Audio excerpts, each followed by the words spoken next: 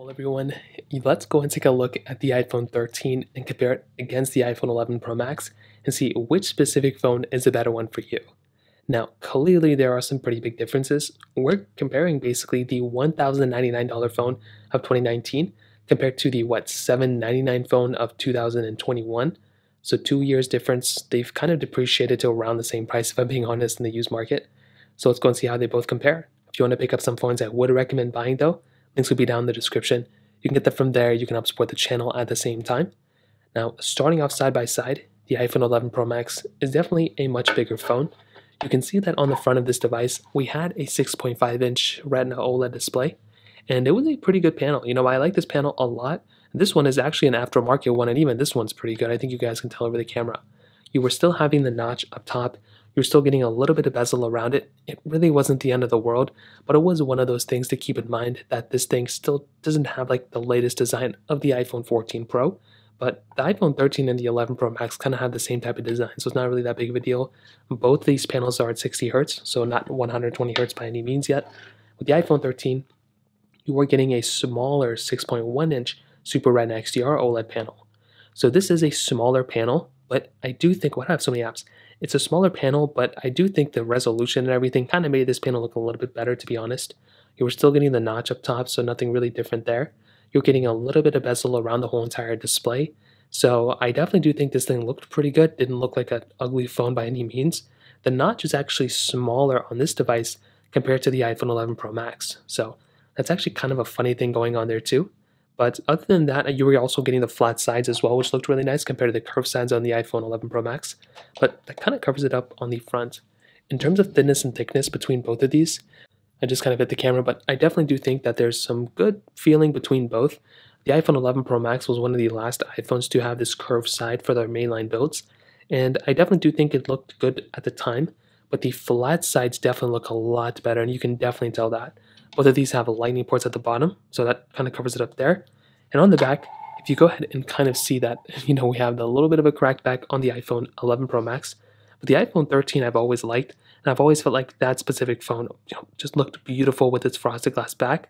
But if you actually look at the iPhone 13, I think this one looks pretty good too, and I think both these phones look beautiful.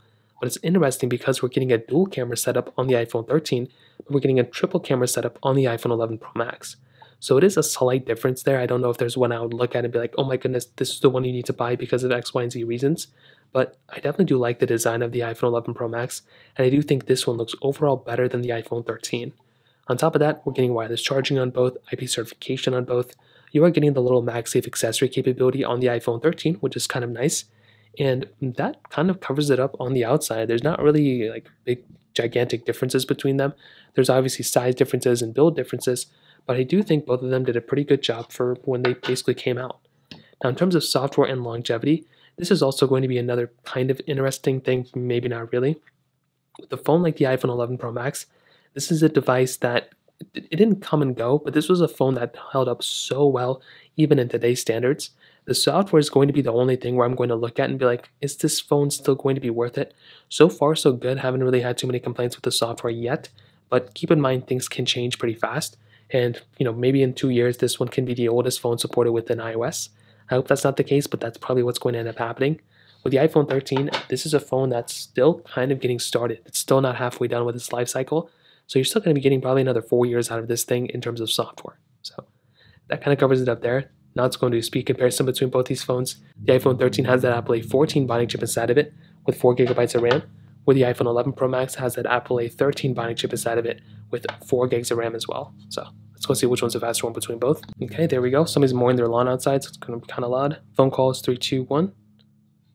I think the 11 Pro Max was faster there. Music, 3, 2, 1. Now they're always on different panels here, so it's okay. So it worked out this time. The iPhone 13 was slightly faster there. Hopping out of here. So their app stores, 3, 2, 1. And the iPhone 13 again is the faster one. iPhone 11 Pro Max a tiny bit slower. And not the end of the world or anything, but just one of those things to kind of keep in mind. Scrolling through, pretty good. Hopping out of here. Let's go and do mail, 3, 2, 1. iPhone 13 faster. Clock, 3, 2, 1. Okay, let's go and do camera, 3, 2, 1. I think I clicked here faster, but it's still loaded up faster on the 11 Pro Max. Let's go and hop in here. Photos, 3, 2, 1. Okay, pretty good. Hopping out of here. So we'll get into some of these other applications I have. So we can try Temple Run 2, 3, 2, 1.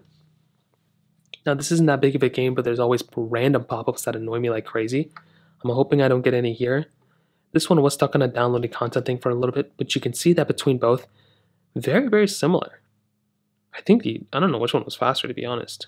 Okay, the iPhone 13 is slightly faster, but the iPhone 11 Pro Max was like right behind it, which is insane. We can try Subway Surfers 3, 2, 1.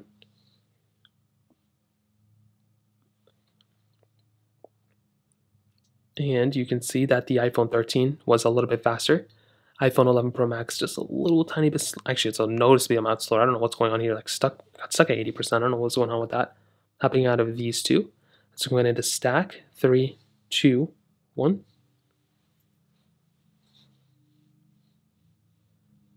And the iPhone 11 Pro Max is faster, iPhone 13 a little bit behind. So going into Facebook, 3, 2, 1, which I think I'm logged in here, so it's not even a point doing. Netflix, 3, 2, why do I have two Netflix apps? 3, 2, 1. Okay, kind of covers it up there. Thank you, 3, 2, 1.